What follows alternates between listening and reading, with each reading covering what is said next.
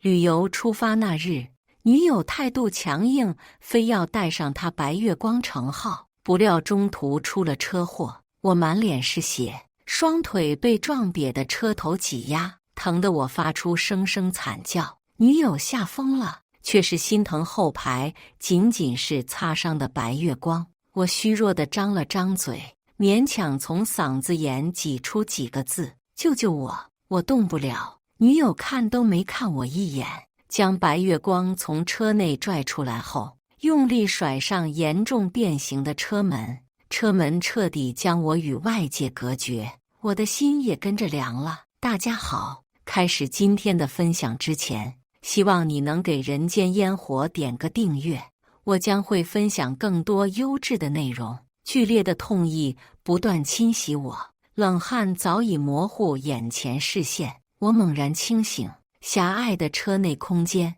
我痛苦的粗喘声格外清晰。此刻我满脸是血，双腿渐渐麻木，没了知觉，忍不住发出声声惨叫。我慌了，浑身上下像散了架，却感受不到双腿存在，连脚趾都动不了。愣神间，后排响起熟悉的尖叫声，女友梁瑶头发凌乱，支起身子，看见眼前一幕，吓疯了，用力摇晃陷入昏迷的程浩，含着哭腔大喊：别吓我呀，程浩！呜！我虚弱地张了张嘴，勉强从嗓子眼挤出几个字：救救我，我动不了。梁瑶哭声一顿，臭骂声劈头盖脸砸向我：你有脸求救？要不是你开车失误，程浩怎么可能昏迷？你倒是清醒了，可怜程浩现在不知死活。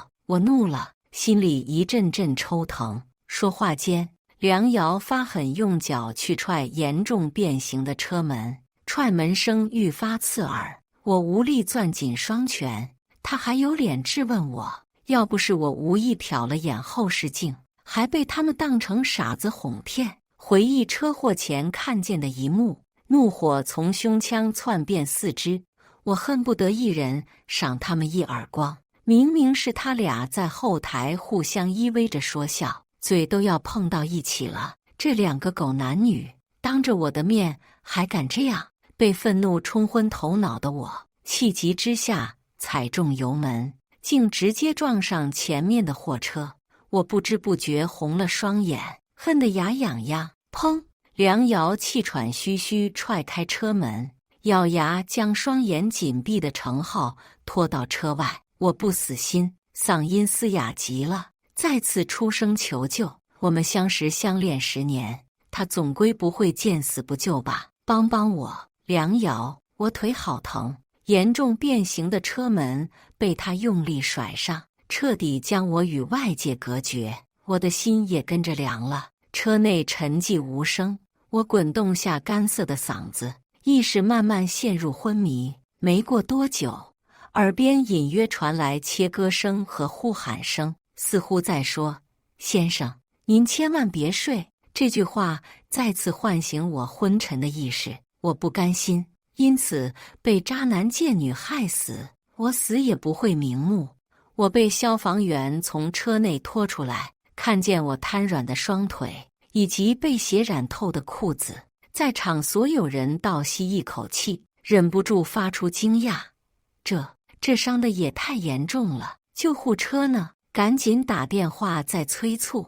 我躺在担架上，半闭着眼，脸色惨白的厉害。呼啸而来的救护车铃声由远及近，我正要被人抬上救护车，却被一道女声阻止：这里有病人伤得更重，先送这个去医院。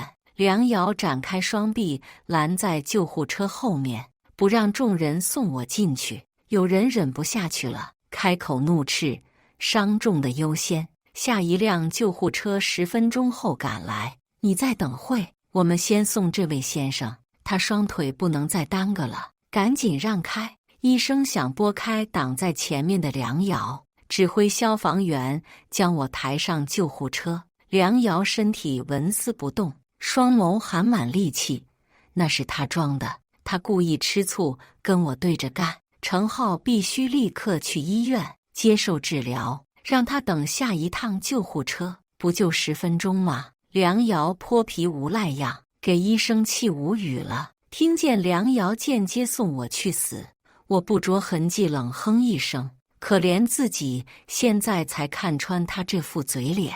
我配合惨叫一声，想让我给程浩让救护车。他想得美。医生表情肉眼可见出现急躁，再次招呼人将我抬上车，独留梁瑶愣在原地。我被推进抢救室抢救，强撑着的精神终于能安心沉睡。从抢救室出来，等我清醒的时候，天色已经大亮。原本麻木的双腿疼痛阵阵袭来，我忍不住落了泪。幸好这双腿保住了。我按响护士铃，询问自己身体状况。年轻女护士告诉我，再晚半个小时，我这双腿谁也保不住。我身上有多处挤压伤，磕破的额头被缠上厚重的绷带。我暗自叹了口气，等伤养好，我一定要远离那对狗男女。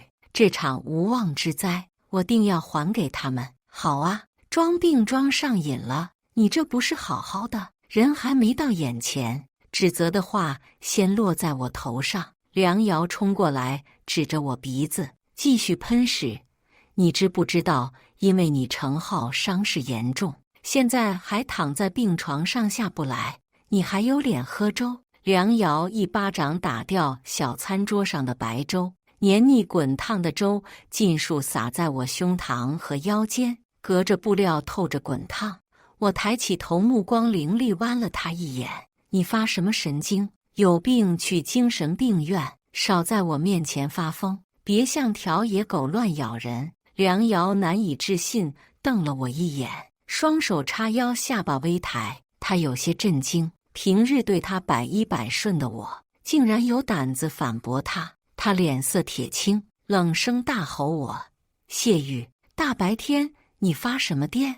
要不是你开车技术不行，我们怎么会出车祸，还连累了程浩？看我沉默不语，他继续加重语气：赶紧跟我去给人道歉，做错了事要敢于承担，像个堂堂正正的男人，别让我看不起你。我忍不住嗤笑，挑眉看他，想发癫出去，给我滚！我被气笑了，凭什么要我给他程浩道歉？他算个什么东西？撬我墙角，我还没找他算账，反倒要我道歉，哪来的道理？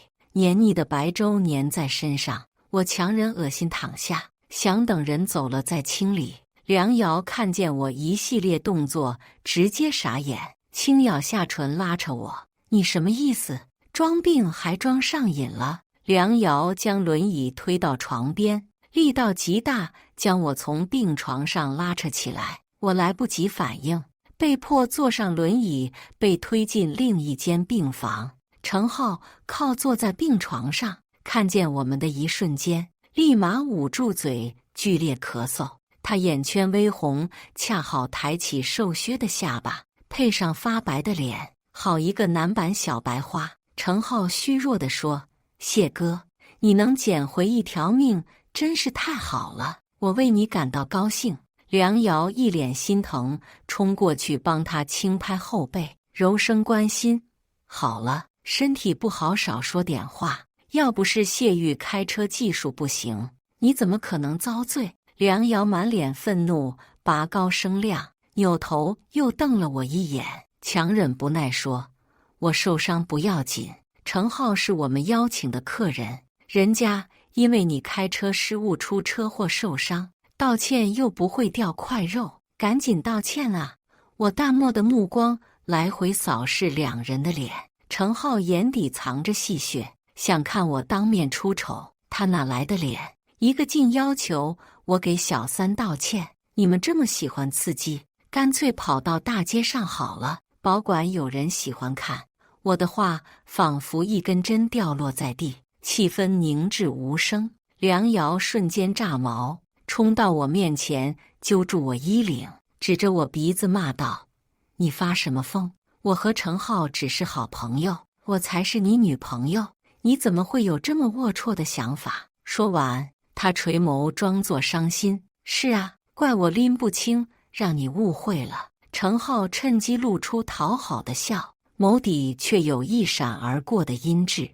我冷眼看着梁瑶使出惯用伎俩，每次犯错先指责我，再卖一波惨。他知道我向来最吃他这套给一巴掌再给一个甜枣。这段虚伪的恋爱，我不想再自欺欺人了。我冷冰冰注视他，我们分手吧，我成全你们。梁瑶不可思议瞪大眼睛，脸色微微发白，转而脸色异常难看，拧着眉冲我说：瞎闹什么？不就是让你道歉吗？醋性这么大，真是的。我勾了勾唇，自嘲一笑，人又不是我邀请的，但凡有点眼力见，还能眼巴巴像个狗追上去。你们在后座做的事情，我可看得一清二楚。说完，我推动轮椅要走，梁瑶一把拦住我，秀眉紧蹙，道歉？今天不道歉，你别想走出这间病房。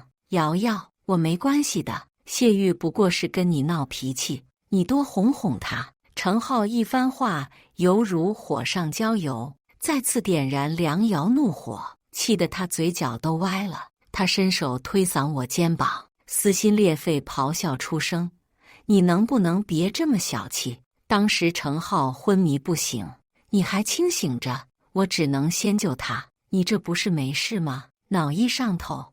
我气得用力将人推开，比苍蝇都烦人。梁瑶啊了一声，一屁股跌坐在地上。他突然腹痛难忍，身下渐渐涌出大量的血。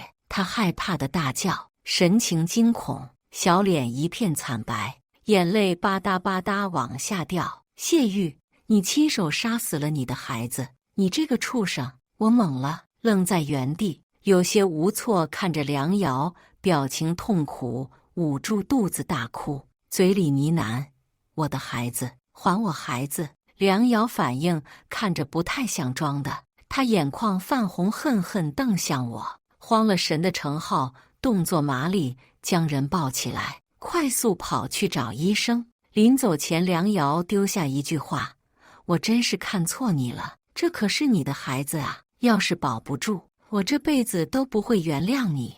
我吃力推动轮椅跟上去，心里默默计算上次和梁瑶在一起的日期，看他这副愤恨模样，倒不像作假。梁瑶被推进手术室后，程浩来回踱步，焦急等待。看见我出现，他怒不可遏，一个箭步冲到我面前，揪住我衣领，全然没了在梁瑶面前善解人意的模样，恶狠狠地说：你要是害瑶瑶失去孩子，她这辈子都不会原谅你。我是喜欢她，她怀上你孩子，我可没有因为嫉妒弄掉这个孩子。谢玉，你算个屁男人！我又懵了，难道梁瑶肚子里的孩子真是我的，而不是程浩的？双腿疼得厉害，我被护士推回病房换药。我换好药没多久，听说程瑶手术结束，我无视护士劝阻，让我卧床静养，费力推动轮椅过去。虚掩的门隐约传来对话声：我期待这么久的孩子没了，他被自己亲生父亲扼杀，都没来得及看这个世界一眼，我好难受，我的孩子没了。呜！梁瑶将头埋进被子里，哭声压抑，夹杂痛苦。程浩叹了口气，安慰他：哎，等你做完小月子，和谢玉商量一下，以后再生一个，乖，别难过了。他不知情，又遭遇车祸，心情不好，你多理解他。我握了握拳，推开病房门。梁瑶双眼红得跟兔子似的，赌气扭过脸不看我。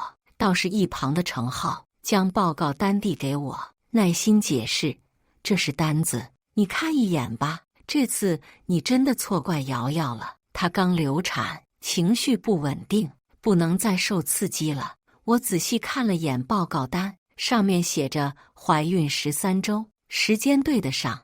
那段时间程浩还没出现。我敛了敛神情，牵住梁瑶垂放在一旁的手，苍白无力解释：“对不起，我信息太多，我一时不知道该说什么。说到底，还是我对不起他，毕竟孩子是我亲手弄没的。”梁瑶冲我冷哼，小嘴撇着，强忍着不哭。看见他这副脆弱的模样，让我想起刚恋爱的时候，每次我们吵架，他总会露出这般脆弱神情，看得人心软得一塌糊涂。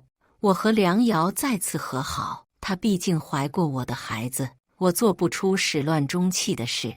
程浩像是他的仆人，寸步不离守着他，我默默忍了，等他出小月子再说。程浩可是定时炸弹，留在身边，早晚还得撬我墙角。在医院住了大半个月，我们搬回家里休养，程浩却在第二天拎着大包小包上门，口口声声喊着伺候我们。看见来人，梁瑶面上一喜，朝程浩张开双臂，姿态放松，窝进程浩怀里，娇声吐槽：“你可算来了，家里没人会做饭，我都要饿死了。”他们旁若无人，秀起恩爱。我这个正牌男友宛如工具人，摆在一旁。晚饭时，程浩特意做了梁瑶爱吃的糖醋排骨，见他吃得满足，他俯身一脸宠溺刮了下他鼻梁，看得我一阵火大，忍不住出声打断他们。当着我的面有意思。梁瑶脸上幸福的笑戛然而止，她蹙着眉偏头看我，嗓音不自觉染上愠怒：“我和程浩只是朋友而已，人家不计较，跑过来照顾我们两个病号，你这么阴阳怪气干什么？”程浩夹菜的手放下，眼底明晃晃闪着挑衅：“谢哥要是不欢迎我，等会我把家里收拾好就走，你别生气。”我冷眼注视程浩装腔作势，摆出男主人架势，心底升起一股无名之火。闹到最后，独留我看着眼前的残羹剩饭。两人出门去买程浩日常洗漱用品，梁瑶分明还在坐小月子，就这么水灵灵跑出去了。沉思时，梁瑶发微信要钱，张口就要1万，什么洗漱用品能花1万？我反手转给他300。这些年我一直养着他，他性格暴躁，每份工作都干不长，又惯会享受，时不时问我要钱花。我觉得迟早要结婚，就当给未来老婆零花钱，给别的男人花钱还要我付钱，还敢狮子大开口。原本对他为我流产仅存的愧疚心，被一点点磨灭消失。等他出小月子，立马给我滚蛋！300块钱刚转过去，梁瑶电话立马打过来，嗓音尖锐，朝我怒吼：“300块钱打发要饭的，赶紧把剩下的钱打过来！我流产都是你害的，程浩出车祸受伤也是你害的，你凭什么不出钱？别这么抠搜，乖乖把钱打过来！”我懒得搭理他无理取闹的要求，直接挂断电话，心累难受，卷起被子沉沉睡去。两人一夜未归，天光大亮，我躺在床上半睡半醒，盖在身上的被子突然被人暴力掀开。梁瑶面露不悦，眯起的眸子里闪烁寒光：“你昨天怎么回事？害我们差点被人当成吃霸王餐的流氓！”我睡眼惺忪坐起身，视线直直落在程浩双手拎着的大牌购物袋。见我死盯着程浩手上的购物袋，梁瑶脸色一沉，巴掌随之落了下来。他还真是无法无天了，将我脸面丢在地上随意践踏。我压抑着内心怒火，避开他袭过来的手，开口问道：“买洗漱用品，拎回来一堆大牌衣服，这些年靠我吸血，拿着我的钱包养小白脸。”一句话让两人齐齐僵住脸。程浩被我羞辱成小白脸，脸陡然间爆红。梁瑶眼底浮现一丝心虚，连带说话语气都变软了。10年啊，我工资几乎全部上交，每月额外供他吃喝玩乐花销，10年感情和金钱养出一条喂不熟的狗。梁瑶神情突然软了下来，双手圈住我脖子，冲我撒娇：“人家知道错了，你才是我男朋友。好了，别生气了。程浩第一次上门，当主人的总得给他点好处，不能让人家白白伺候我们吧？”我被逗笑了，反问一句：“要人伺候可以请保姆，不一定非要他程浩。”我烦躁甩开梁瑶的手，将人撵出房间，胸腔憋么难受。我独自平复心情，恨自己眼瞎，怎么看上这种吃着碗里看着锅里的女人。程浩房间安排在离我们房间最近的一间。一转眼，夜幕降临，梁瑶厚脸皮赖在床上不走，执意躺在我身旁，吐气如兰，抚在我耳边，冷不丁开口说话：“谢玉，我们再生一个孩子吧，过段时间去领证好不好？”我不闹了，你别气了。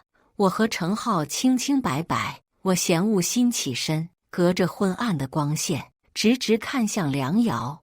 我真的搞不清他到底想干什么，究竟要做什么。梁瑶，我看不懂你，既然不爱了，放手不好吗？彼此纠缠有什么意思？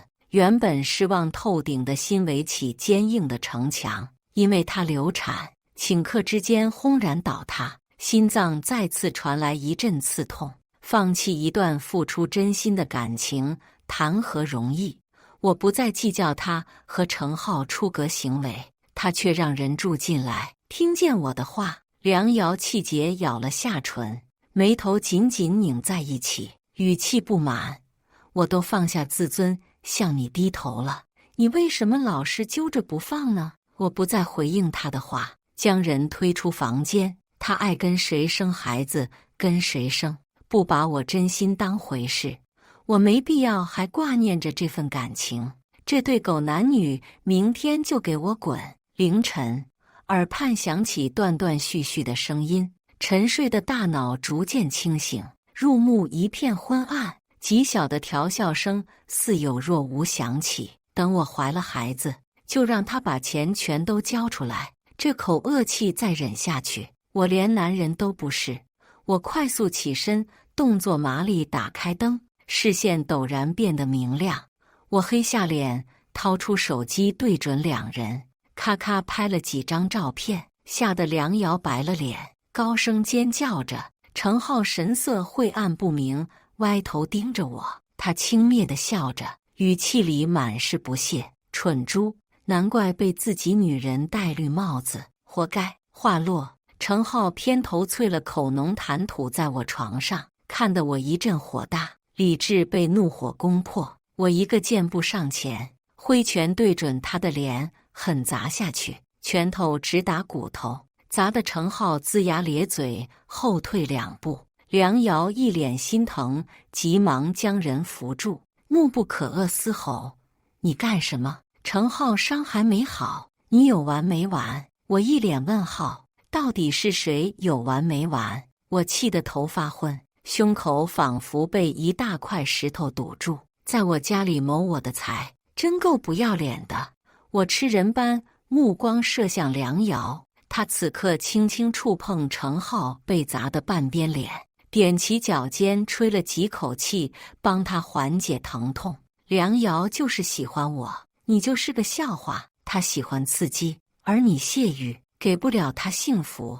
我受不了这种羞辱，和程浩扭打在一起，脸上一痛，对上程浩欠揍的眼神，我怒火中烧，骂了一句：“找死！”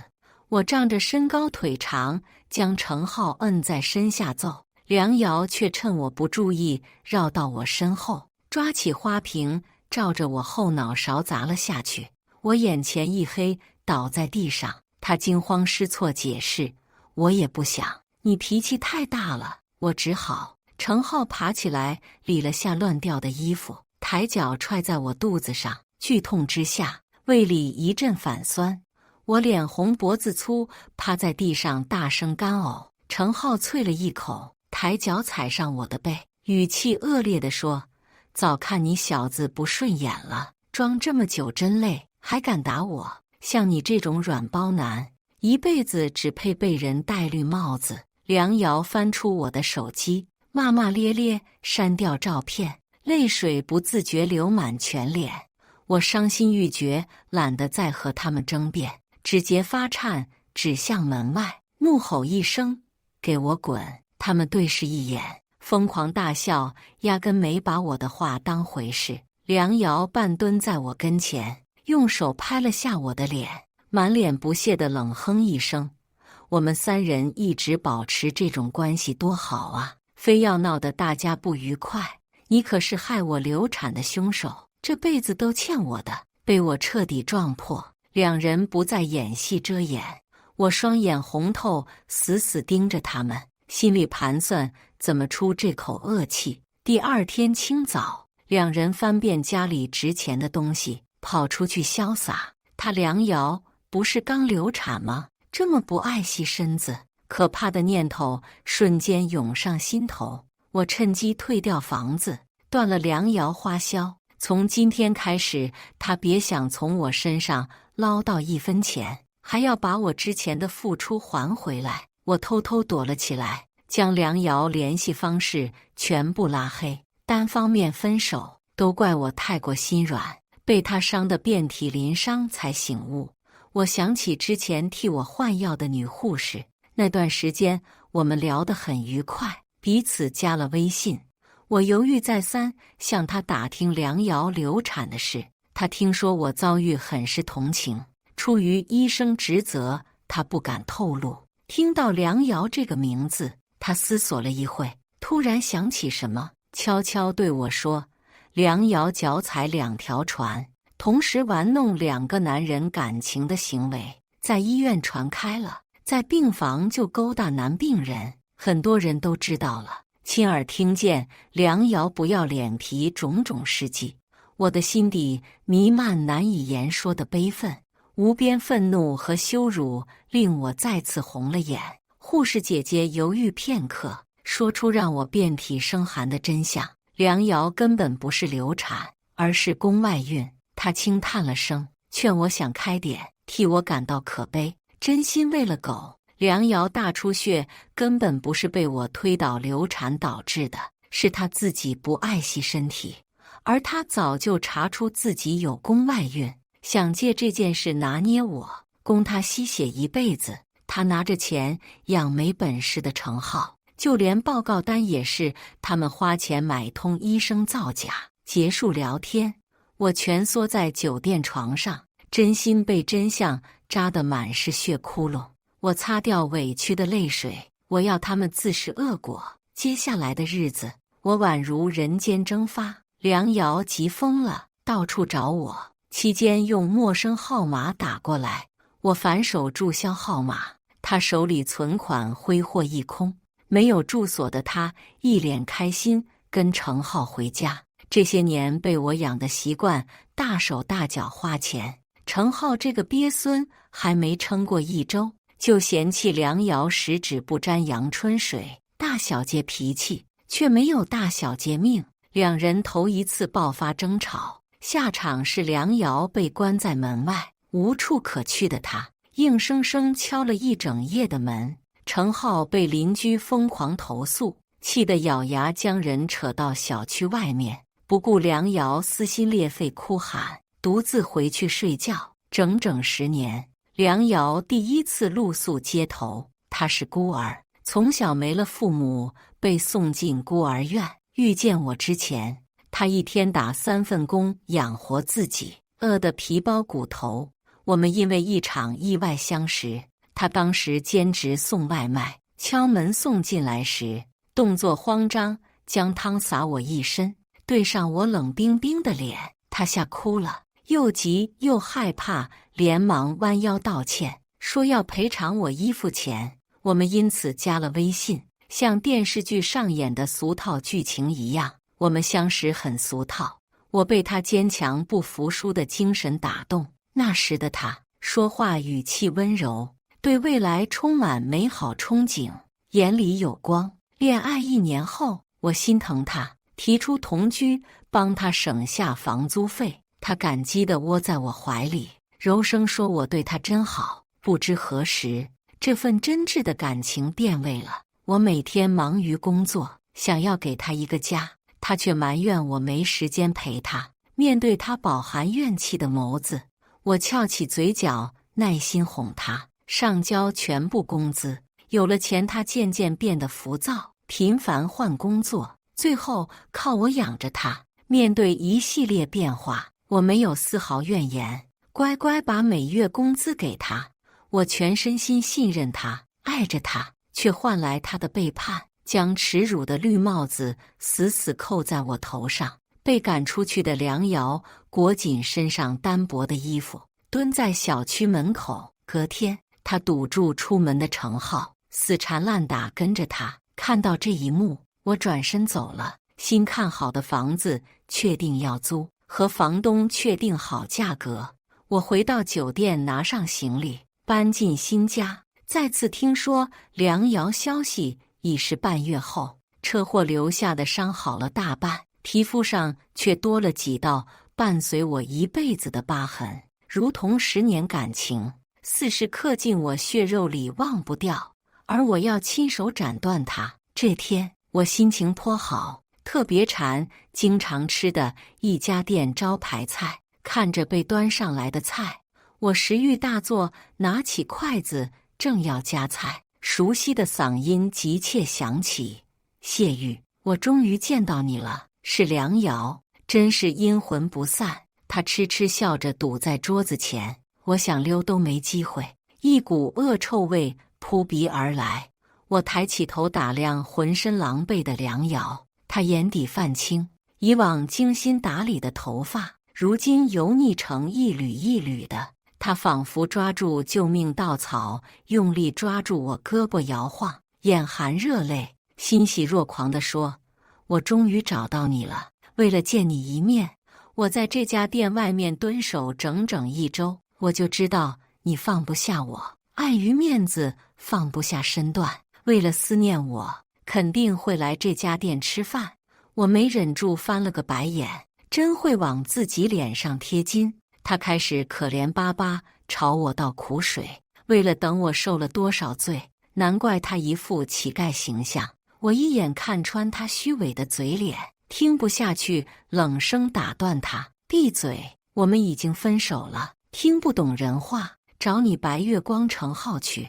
再来骚扰我，我可不会手下留情。”听见我绝情的话，梁瑶略带兴奋的笑僵在脸上，她难以置信，瞪大眼睛，再也控制不住自己骄纵脾气，捏尖嗓音吼我：“我为了等你，风吹日晒1周，乖，别闹气了。吃完饭我们回家。”说完，他自顾自坐下，夺过我手里筷子，大口往嘴里塞食物，梗着脖子往下咽，像极了饿死鬼投胎。心好累，我懒得和他争吵纠缠，消失在彼此世界，对我们都好。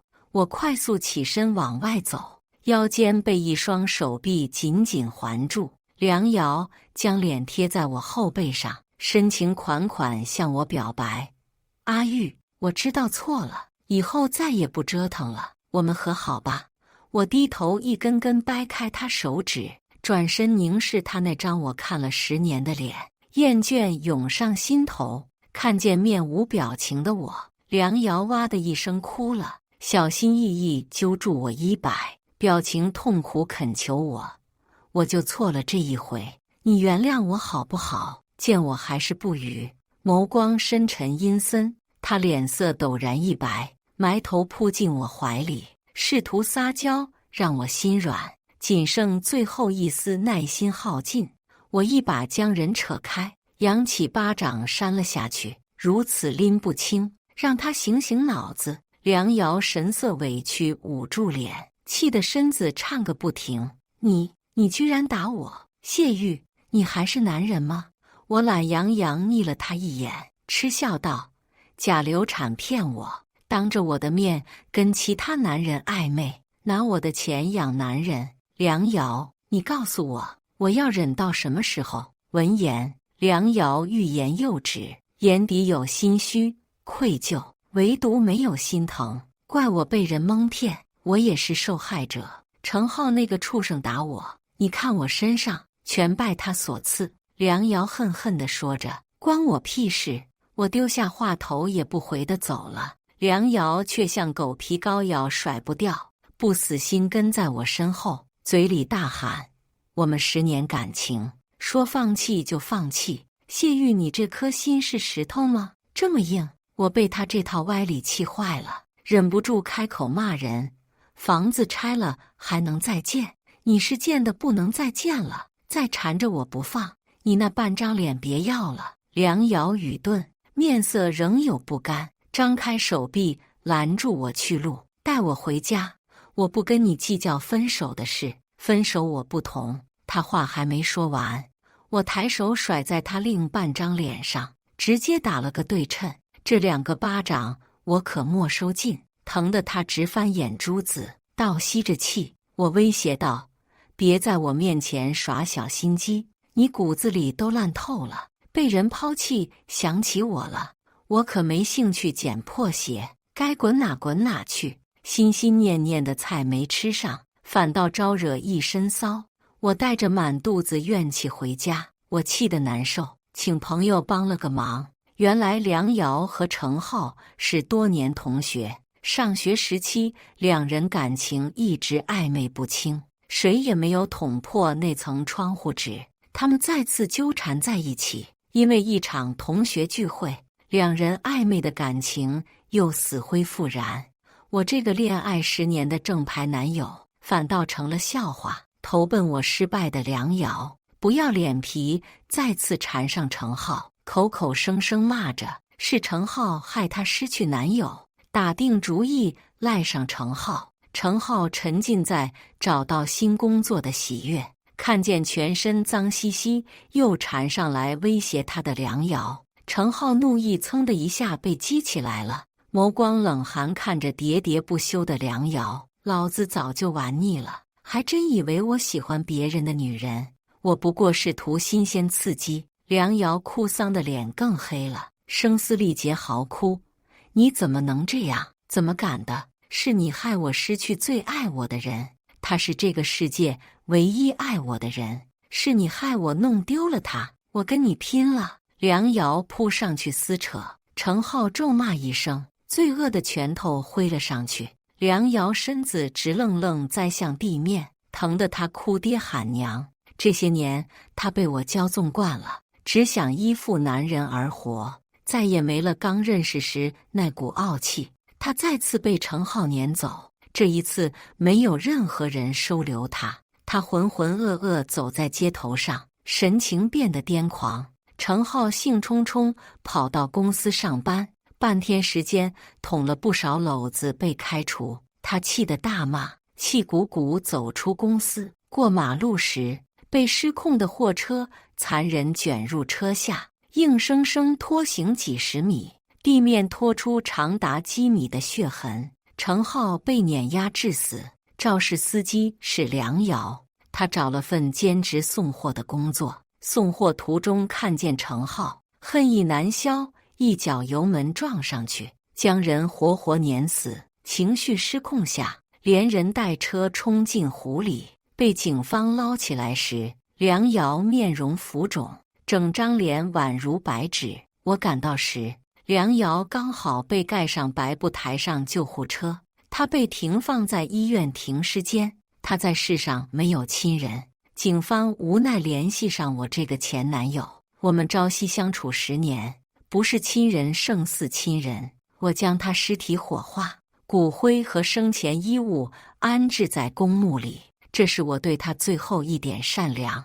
这份感情终于结束了，压抑多日的心情突然间轻松起来，我又恢复了以往2点一线的工作日常，渐渐遗忘深爱10年的女人。以上就是今天分享的故事。大家有什么想说的、想吐槽的，欢迎在下方评论交流，也更希望能给人间烟火点个订阅，我将会分享更多优质的故事内容。